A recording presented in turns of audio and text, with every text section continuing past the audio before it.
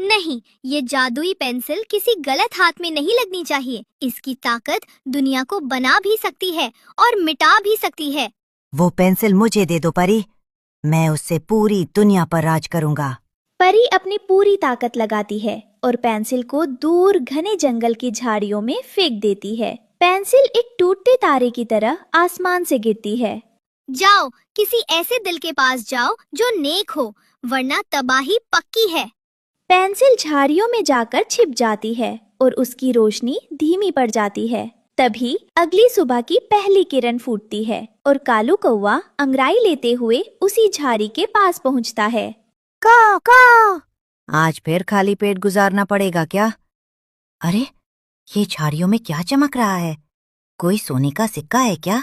दोपहर का समय था। सूरज आग उगल रहा था। कालू कौवा एक सूखे पेड़ पर बैठा अपनी किस्मत को कोस रहा है। उसके पेट में चूहे दौड़ रहे हैं। हाँ, धिक्कार है ऐसी जिंदगी पर। गोरी सुबह से ताने दे रही है कि कुछ खाने को लाओ, पर यहाँ तो सूखे पत्तों के सिवा कुछ भी नहीं। गोरी कोवी उड़कर आती है। तालू, खाली बैठने से पेट नहीं भरेगा। रानो को देखो, वो ताजे अमरूद खा रही है और तुम यहाँ मक्खियाँ मार रहे हो। अरे जा, रानो की किस्मत अच्छी है, मेरी तो फूटी हुई है। तभी कालू की नजर नीचे झाड़ियों में पड़ती है। वहाँ एक सुनहरी चीज बिजली की तरह चमक रही है। कालू नीचे झपटता है। वो एक सुनहरी पेंसिल है जिसके पीछे एक गुड्डा लगा था। कालू पेंसिल को गौर से देखता है। वो मजत में जमीन पर एक मछली का चित्र बनाता है। अचानक जमीन से धुआं उठता है और एक तली हुई मछली प्रकट होती है। ओह तेरी की, ये क्या? मछली? असली मछली? कालू, ये तो असली है। ये पेंसिल साधारण नहीं है, ये तो कुबेर का खजाना है। अब जंगल मेरा होगा। अब मैं मेहनत नहीं करूंगा, बस चित्र बनाऊंगा और मौज करूंगा। रानो और हरिया तोता एक आम के पेड़ पर बैठे हैं। हरिया बड़े मजे से मिर्ची खा रहा है। तभी कालू वहाँ से अकड़ कर गुजरता है। अरे रानो, देख तो सही, यो कालू के खावे से इसके हाथ में यो मछली कहाँ ते आई? और इसकी चाल तो देख, कती जमींदार बनया फिर ऐसे। हरिया भाई, मुझे कुछ गड़बड़ लग रही है। कालू के हाथ में वो सुनहरी पेंसिल, उससे रोशनी निकल रही है। अरे रानो, यो कौआ कती बावला हो लिया। चाल देख के आमा, यो के खुराफात करे से। कालू को रानो और हरिया का आना अच्छा नहीं लगता। वो जमीन पर एक मजबूत लोहे का पिंजरा ड्रॉ कर देता है। क्यों? आ गया मजा। अब तुम दोनों यहाँ से कहीं नहीं जा सकते। अब से मैं इस जंगल का महाराजा हूँ। कालू भाई, ये तुम क्या कर रहे हो? हमें बाहर निकालो। ओ कालू के बच्चे, यो के बदमाशी से मन ने बाहर आन दे, तन्ने तो मैं ऐसा सीधा करूँगा कि तू कौआ ते कबूतर बन जागा। चुप कर तोते, अब तुम्हारी हरियाणवी बोली मेरे महल के बाहर सुनाई नहीं देनी चाहिए। कालू अब पेंसिल से एक विशाल पत्थर का किला बनाता है। वो गोरी के लिए हीरे के गहने ड्रॉ करता है। जंगल के रास्ते में वो कांटेदार झाड़ियाँ बना देता है ताकि कोई उसके महल तक ना आ सके। वाह कालू, अब तो मैं जंगल की रानी बन गई हूँ। सब पक्षी हमें दाना ला कर देंगे। जो मना करेगा उसे मैं पेंसिल से छोटा चूहा बना दूंगा। पिंजरे के अंदर रानो शांत बैठी कुछ सोच रही है। हरिया सलाखों को चोट से काट रहा है, पर वे लोहे की हैं। रानो, यो तो जमा कती हद होगी। तुम्हारी तो सारी आजादी खोली इस काले कौए ने। कोई तरकीब लड़ा। हरिया भाई, गुस्से से काम नहीं चलेगा। कालू को उसके लालच में फंसाना होगा। उसकी पेंसिल ही उसे बर्बाद करेगी।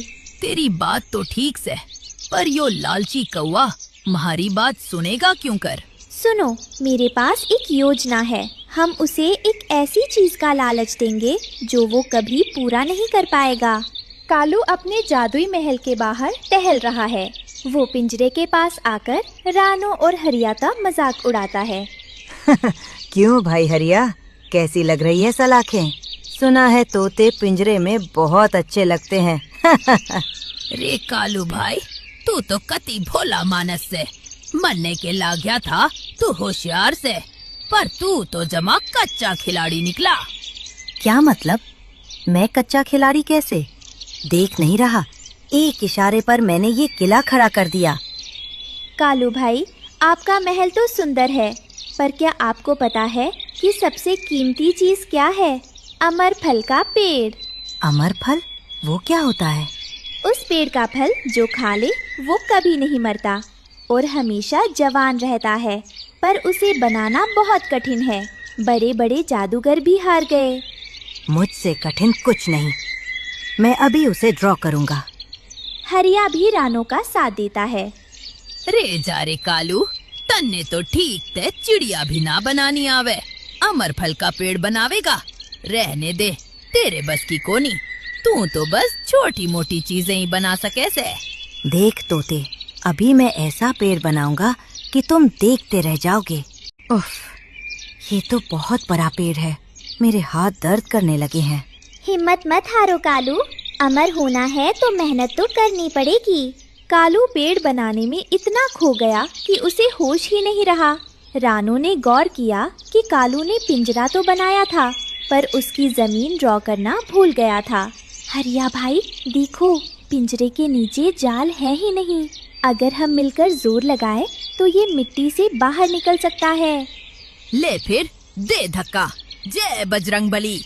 दोनों जोर लगाते हैं और पिंजरा एक तरफ पलट जाता है।